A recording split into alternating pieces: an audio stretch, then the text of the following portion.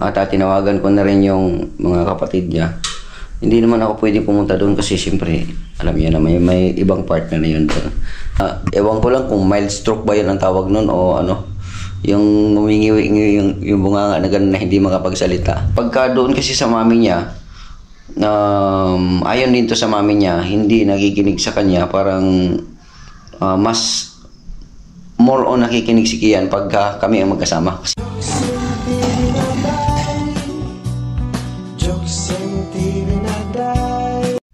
Yo, what's up mga ka-jokes? Magandang umaga po sa inyong lahat mga ka-jokes. At ito, nandito pa rin po tayo sa bahay mga ka-jokes. No? At kaninang umaga, hinatid ko si Kian doon sa sa mami niya kasi nakachat ko yung mami niya na may nangyari nga masama doon sa mami niya, no? At sa sobrang stress siguro, ewan ko lang kung ano ang dahilan kung bakit na-stress. Siguro sa kanila na yun doon kasi may partner naman siya doon, no? At medyo naka-recover naman ang kanyang mami, no?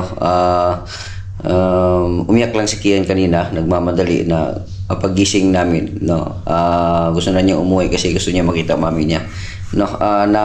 Ewan ko lang kung mild stroke ba yun ang tawag nun o ano, yung umingi yung bunganga na ganun na hindi makapagsalita, no? So isabi ko yun doon kay Kian kanina umaga, kaya yun umiyak, no? At gusto doon niya puntahan yung mami niya, kaya hinatid ko doon. Kaya yun, pagdating ko dito ngayon, so ito, malungkot na naman ako kasi ako na lang mag-isa mga ka-jokes kasi wala akong kasama dito sa bahay, no?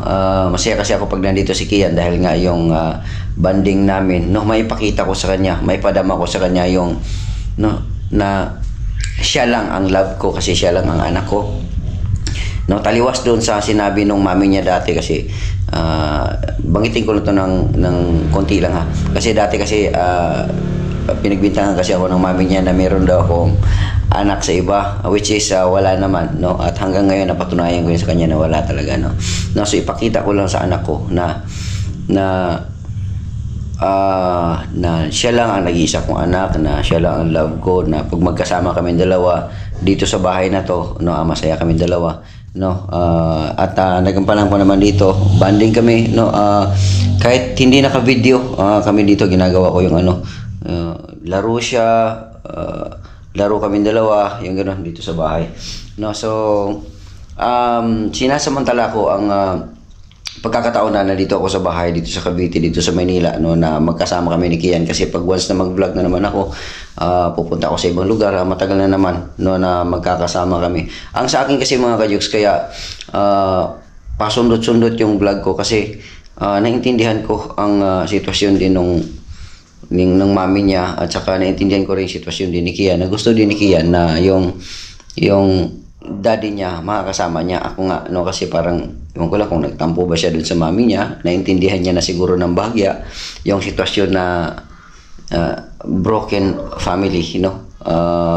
Kasi si Kian, may utak na si Kian, no? So naintindihan na siguro niya, ewan ko lang kung ano, basta pagka doon kasi sa mami niya, ayon din to sa mami niya, hindi nakikinig sa kanya, parang mas more on nakikinig si Kian pagka kami ang magkasama. Kasi dito sa bahay, naglilinis si Kian, nagwawalis-walis, naglinis siya. Pagka nakahiga pa ako, nag-i-edit, alam niya nag-i-edit ako, yun, siya, nagwawalis-walis siya, nagligpit-ligpit, tapos magluto, nagsasaing si Kian, no? Kasi tinuruan ko na yan dati sa Burias Island, no? So iba ang nakikita ko sa sitwasyon na si Kian na nandun sa mami niya at saka sa akin. So yun, yung isa din niya sa dahilan na kung bakit hindi ako basta-basta makapunta sa ganito, sa Bukana, o makauwi-uwi basta-basta sa Davao, makabalik doon sa Burias Island, sa Zamboanga, yung ganun. Kasi yung kaya nandito ako kasi binibigyan ko talaga ng time si Kian, no? Habang nag-grow kasi si Kian, nag-aano sa isipan niya na yung bakit, na yung parang ganon, na bakit ganito sitwasyon, which is naranasan ko rin yan dati nung bata pa ako, na hiwalay yung mama ko at saka papa ko, na lumalaki ako, sumagi din niya sa isipan ko na bakit nagkahiwalay yung mama ko, yung papa ko. Kaya ang naramdaman ko lang na love na meron ako na ipinakita na magulang ko ay yung sa mama ko. Kasi yung papa ko, ever since na nagkaroon ako ng pakiramdam or utak na mag-isip, hindi ko na nakasama yung papa ko, no. Nakita ko yung papa ko na patay na yung papa ko kasi saka na ako in-inform na patay na. So yun, na feel ko yan sa anak ko na gusto niyang makakasama ako. Kaya pag mag-request siya na, daddy, ganito, sunduin mo ako sa ganito, ikaw muna dito. Kaya ako talaga, no, kaya nag-hands-on ako kay Kian. No, hindi ko na lang binibideo kasi baka sabihin naman pabalik-balik yung ganun. No, at yun, sundo, nagluluto ako para kay Kian. No, dito kami dalawa, masaya kami ni Kian dito, dalawa kami. No, so minsan nagmumukbang kami, naipakita ko yun sa Facebook, sa Boss Jokes, no. At minsan na-vlog ko na. Itong pagdating ko dito ngayon galing Burias Island, hindi ko na siya pinapakita, no, na nag-video ko na kung ano mga ginagawa namin dito. Talagang fully ako kay Kian, no, kasi nakikita ko payat siya, tapos ito recently nagkasakit pa siya, no, kaya pinakita ko sa kanya na nakita ko lang mo, nabili ako ng gamot, no, inom ka na ng gamot, ganyan. So far naman yung kanyang naramdaman nung isang araw na lagnat, humupa na kahapon. Pinainom ko siya ng gamot, talagang hindi ko tinigilan, talagang sinubaybayan ko. So iba pala, no, ang talagang hindi mo madalas ginagawa, no, kasi ginagawa lang ng mami yan, ng mga nanay, no, pero pag tatay kasi iba yung pag-aalaga, no, hindi yung normal na ginagawa ng isang tatay, no, pero ako sinubukan kong gampanan, no, at na iba talaga, no, pero at least, no, napainom ko siya, naalalayan ko siya sa bawat oras niyang inom na gamot. Kaya magaling na si Kian. Kanina lang umaga nakabalita siya na hindi maganda, kaya yun, nandun siya sa mami, nagpahatid, nagpahatid no, na gusto niya makita yung mami niya. No, so yun, sana magaling na yung mami niya, no, at tinawagan ko na rin yung mga kapatid niya. Hindi naman ako pwedeng pumunta doon kasi siyempre alam niya na may ibang partner na yun doon. No, so ito lang, ako mag-isa dito ngayon sa bahay. Kajokes. Ayan, dito tayo sa bahay. Ayan. Ay, ito palang bahay na itong mga kajokes, papakita ko sa inyo. Ito ang sira na kasi mga kajokes. Ito na, oh. Ayan. Kung paparintahan natin to, kailangan talaga baguhin ito. Ayan, oh. Baguhin yan. Kailangan baguhin yan. Tapos ang CR natin, ito yung CR natin. Ayan. Tapos yung ating kusina. Ayan. Sa mga hindi pa nakakita sa aking bahay, ito yun. Ayan. Ito yun. Magulo pa. Mamaya ayusin natin yan. Magulo pa. Diyan ako. Hindi ako natutulog doon sa taas. Kasi medyo ang CR kasi dito, tumutulo siya dito sa baba. Ayusin ko pa yung sahig nun. Kasi pagka once na mabasa ang flooring, parang tumagos ata. May daanan doon sa gilid ng kaya ayusin pa yan. Kaya hindi ako nagsisiyar doon, dito ako sa baba. Kaya ang ginawa ko, dito ako natutulog sa baba, mag-i-edit, dito ako mag-ano. Kaya dito kami ni Kian. Yan, tulog ni Kian. Pero ayusin ko yung mamaya, maglinis ako dito ngayon since na wala rin naman si Kian, no? At mag-general cleaning ako dito. Nagluto pala ako kasi nagutom na rin ako.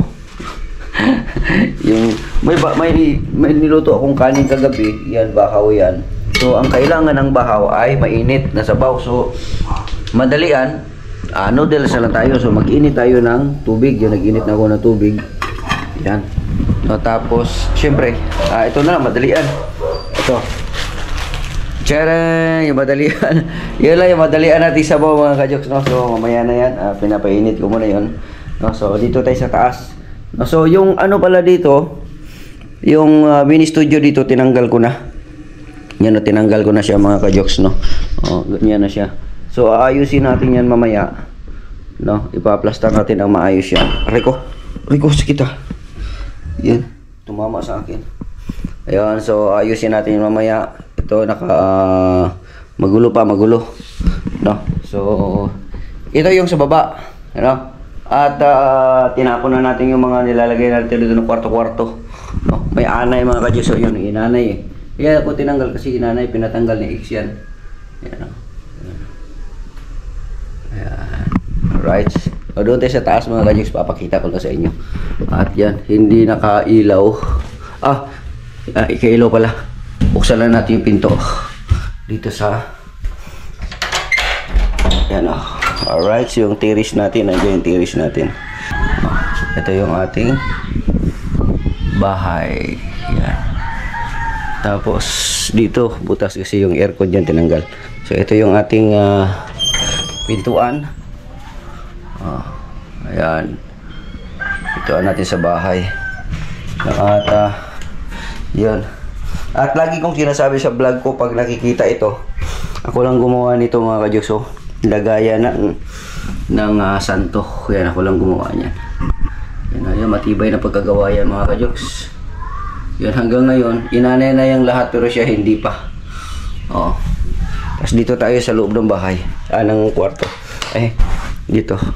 Magulo rin. Ito yung sira na dito. Ito yung sira na dito mga ka-Diyos. Tulo siguro. Kung ayusin yan, siguro inanay na rin yung mga kahoy-kahoy niyan doon. Babagsak na rin yan. Tapos yung pinto. Ito. Yung pinto, inanay na rin yan. Wala na. Kung papalitan mo man yan ng hamba, wala na rin kasi wala na makakapitan. So, kailangan talaga ng renovation nito. No?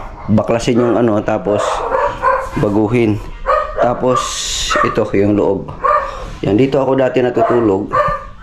Pero ngayon, dyan na lang muna yan. At medyo magulo pa. So, yun yung ating gagawin dito. Tapos dito tayo sa kabilang kwarto. Yan, sa kabilang kwarto tayo. Yan. Switch on. Yan.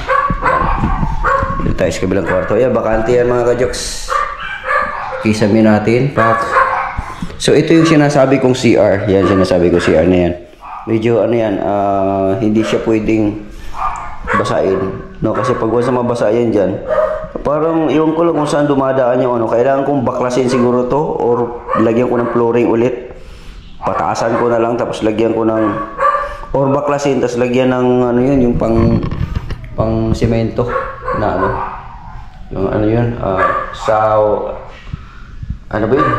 Sahara. Tapos yung dito mga ka-Joks, higaan namin. Master bedroom yan dati. Tapos yun, may aircon dati. Wala na, tinakpan ko na lang ng So, ito yung kabuuan ng bahay. No? So, ito matibay pa to. Ito kasi binago na ito, hardiplex na ito eh. Itong part na to, dito sa kabila, medyo matibay pa to dito. Itong kwarto na to, matibay pa to. Itong hamba na ito, okay pa to. Hindi pa kinain. Ito lang. Kinain na to, wala na to. Wala na to. Kinain na yan. No, so ito lang lagyan ng lagyan ng hamba tapos pinto. Ang plano ko kasi dito kapag paupahan ko to, itong parte na to bubutasan ko diyan, lagyan ko ng hagdanan galing doon sa baba. Tapos ito sasarado ko to dito. Yan, para bali 3 kwarto siya ang mangyari. 3 kwarto. Para itong kwarto na to, ito yung magiging kwarto namin ni Kian. Tapos yung mga umupa, bahala sa kanya na lahat yan dyan. Tapos kami lang dito lang kami ni Kian. Pagka nandito ako sa Manila. Pero pagka wala naman, nakaano lang yan dyan. Para lahat ng mga gamit din, dito may tambakan. Kasi hindi naman pwedeng hakutin mo lahat yung mga gamit eh. Papunta Mindanao, ganyan. So, kailangan talaga may storage. Which is, pwede rin matulugan pagdating ng panahon kung ito ay paupahan. Pero bago mo mangyari yun, kailangan talaga i-renovate mo na itong mga dapat ayusin. So, yun mga ka-Joks, kabuuan, Ayan, sa bahay natin. Ayan. So, nagtaka kayo kung bakit may salamin na ako ngayon. Nung nakaraan, di ba, nagpagawa tayo. Sumasakit talaga yung mata ko. Isa din sa dahilan kung bakit hindi na ako nakapag-upload, kasi sumasakit yung mata ko.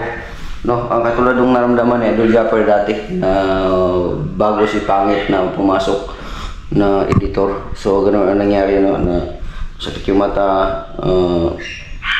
Tapos, yun, kailangan ipahinga.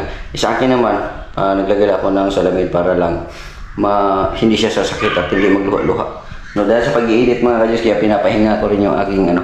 Sa ngayon, medyo okay na siya. Vlog na naman tayo ulit para makapag-edit. Ang sa YouTube kasi, napakahirap sa YouTube dahil pag mag-edit ka, napakahaba, no? Hindi katulad ng Facebook na minutes lang, no? 3 minutes, yun, 15 seconds pataas, yung mga ganon. So, yun. So, ito, yung kabuuan mga ka-Diyos, ha?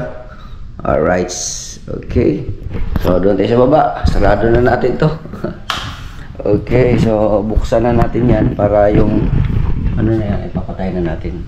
Yan. Okay, patay na. Para conserve. Dito pala sa kabila. Conserve energy tayo. Yan. Sarado na natin ito dito. So, ito yung bahay ko mga ka-Diyos, ha? Okay. Ayusin natin yan mamaya. Magluto muna ako. Wala, kumulo na. Kumulo na pala. Yan. So dahil kumulo na siya, ang tubig, maglagay na tayo ng noodles. Madali ito mga ka-Diyos. Almusal.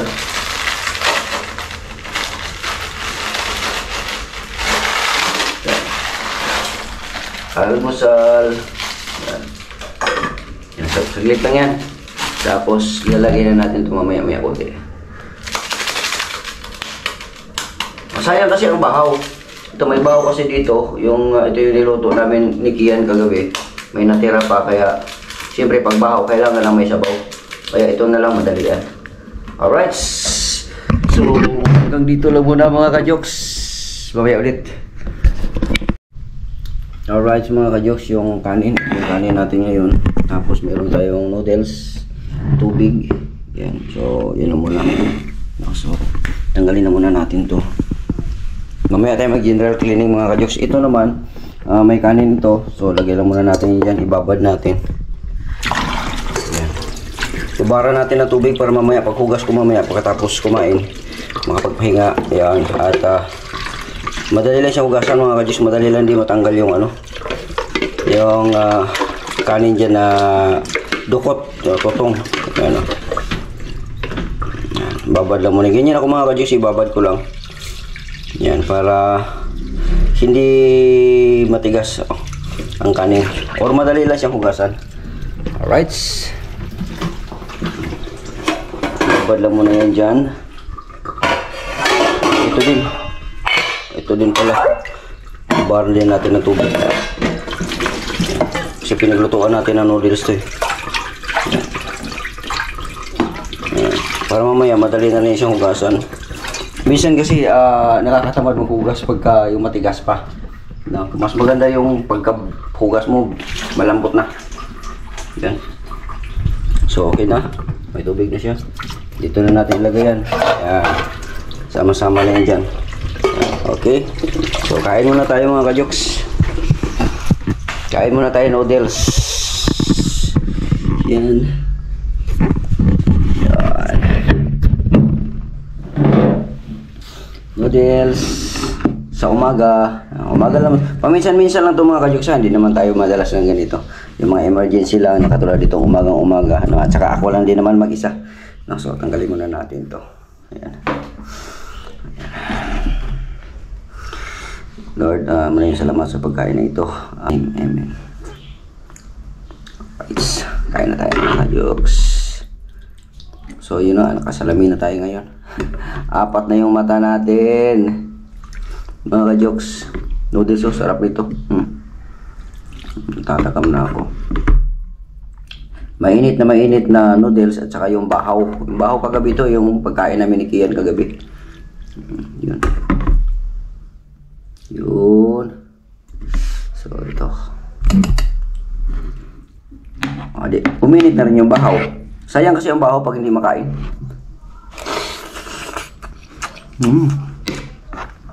Sarap.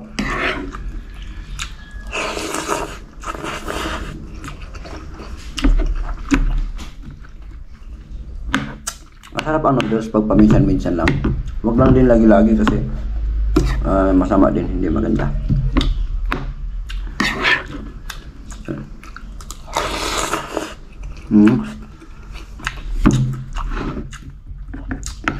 May nagsabi pala sa comment section na dati nabasa ko na yun eh.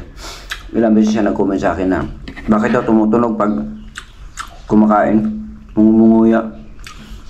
Pasensya na po kayo boss, hindi po kasi ako sosyal. Mahirap lang kami at ayun po ang nakasanayan ko.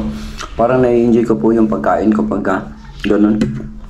Hindi naman po nangungulugan na wala akong respeto sa pagkain or bastos ako. Hindi po yun ang batayan. No, ang basta importante na enjoy ko.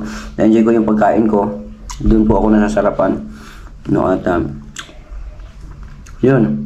Hindi ko sa yung katulad ng mga sosyal-sosyal na nakaganon eh. Kailangan may numero talaga yung pagsubo. Hindi natunog yun ha. Sa akin natunog yun. Tapos nguya. Yung pamayaman yun eh. Mahirap lang ako. Mahirap kong tao. Ganoon lang, normal lang. Siguro kung napapatunog, siguro ibig sabihin doon, nalalasap ko yung kinakain ko. Ang hirap lang pagka, kain ka na, hindi natunog. Ganoon, sosyalan. Yung mga pagkain din nila, mga sosyal yun. Siyempre, sosyal pag mga... Pero pag nasa mga events naman, hindi naman tayo ganun. Halos hindi na nga ako kakain eh, para hindi lang ako makitaan ng ganun eh. Di bali na lang magutom ako. Nakasanayan ko kasi ganito, yung pagka kumain na ganito. Basta ang importante, wala akong inaapakan na tao. Yun ang pinaka-importante. Kahit man ipakita natin na sosyal tayo kumain, hindi tayo baboy kumain o kung ganun-ganun. Tapos yung ginagawa naman natin sa kapwa ay panlalamang ay walang yun. Wala pa rin kwenta. Di ba? Nagbalat kayo ka lang, nagkukunwari ka lang. Pero kung ipakita mo kung ano ka talaga. Pero aside sa naipakita mo ganun, meron ka namang ginawang tama sa buhay mo kahit papaano. Ayos yun. Ilang daro ako yung kumain kasi nanonood daw sa akin. Lalaki yun eh. Sinisya ko na sira. Ngayon nga, sa mukbang, kailangan talaga tutunog kasi ang kinakailangan ni Meta, yung original sound. Halimbawa, kung nasa dagat ka, kailangan maririnig yung alon, yung tunog, tinig ng palibot, original. Tapos pag kumain ka, naririnig yung nguya mo. Yun. Napapakinabangan na nga yung mga ganun ngayon. Lalo na pag ganito noodles, kailangan mo talaga higupin to. At tingnan mo yung mga Hapon, mga mahilig sa noodles, yung mga Korea. Mga taga Korea. Yun. Talagang natunog talaga yan pag hinihigop nila yung noodles.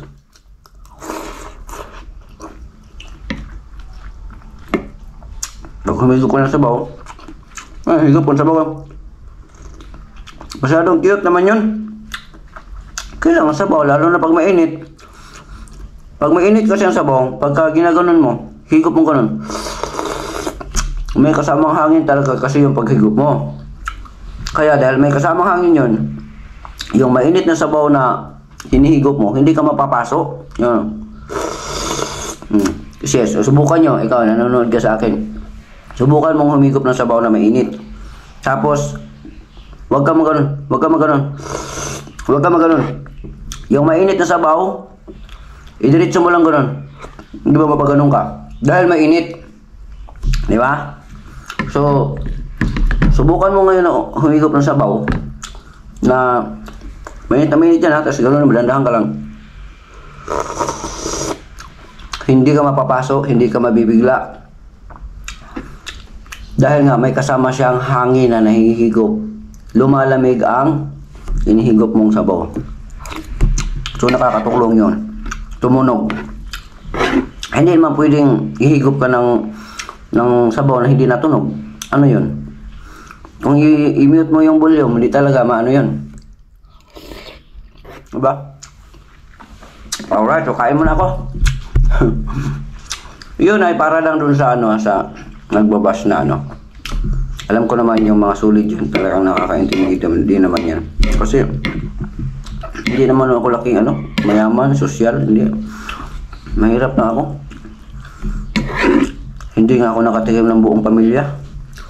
Lumalaki nga ako na gumagala-gala lang sa kalye. Natutulog sa kalye. Tapos pag-aralan ko pa yung mga ganun. Ang importante sa akin, makakain ako ng maayos. Na wala akong inapakan na tao. Ganun lang. Bagkus. Nakakapagbigay-bigay saya ka pa. Or nakakatulong ka pa paminsan-minsan. Kahit mahirap lang tayo. Kahit panakanan ka paminsan-minsan, okay lang yan.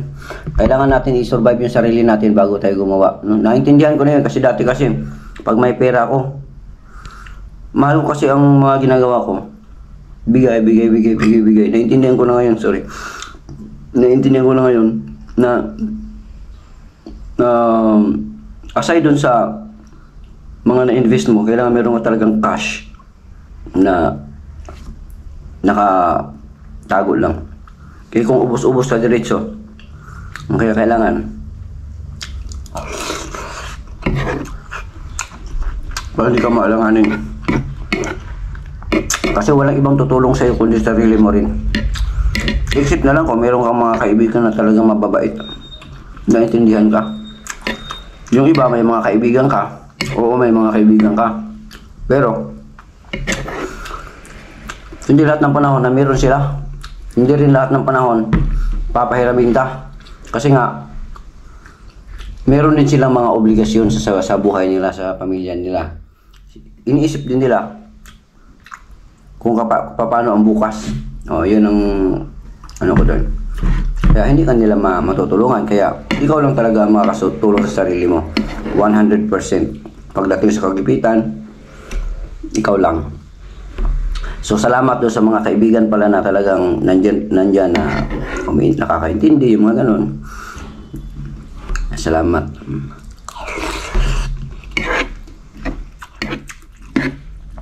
Noodles lang tayo, mahirap na tayo. Noodles lang tayo. Shoutout pala kay Kuyang Imit, kay Kuya Ray. Ay, kay Kuya Ray pala, maraming salamat kay Kuya Ray dito sa bahay. Kasi back to normal na ang bahay. No. Itong bayaran ng March. Bayaran to. Tapos sunod, ganun pa rin. Kuyang Imit, maraming salamat kay Kuyang Imit, no. Malaking tulong din ang naibigay ni Kuyang Imit sa akin. Salamat Kuyang Imit. Maringlin official, no, at saka si Kumpare, ayan, alam na ni Kumpare yan.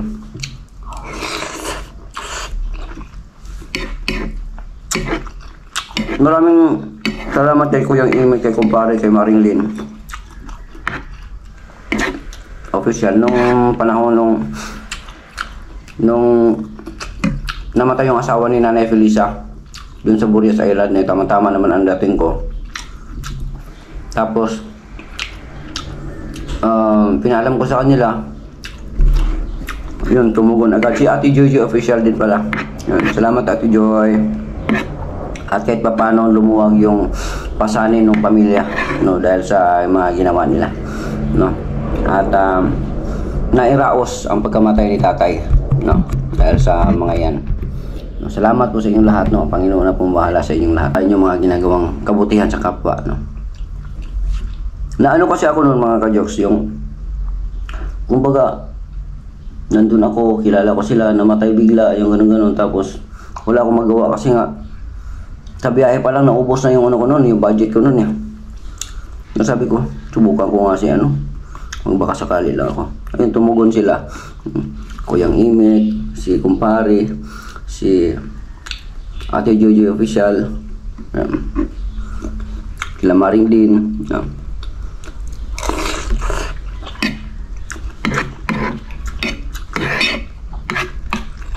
ngayon,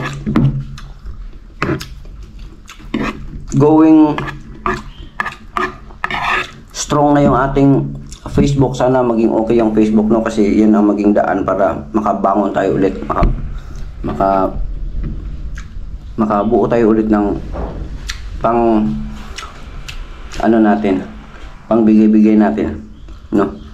Sa ngayon medyo ano pa tayo, bigado pa. Pero siyempre unahin muna natin yung sarili natin, kasi pag hindi mo unahin yung sarili mo, ikaw mawalan, magkasakit ka, paano mo pa magawa yung mga ginagawa mo, di ba? So, sarili mo na.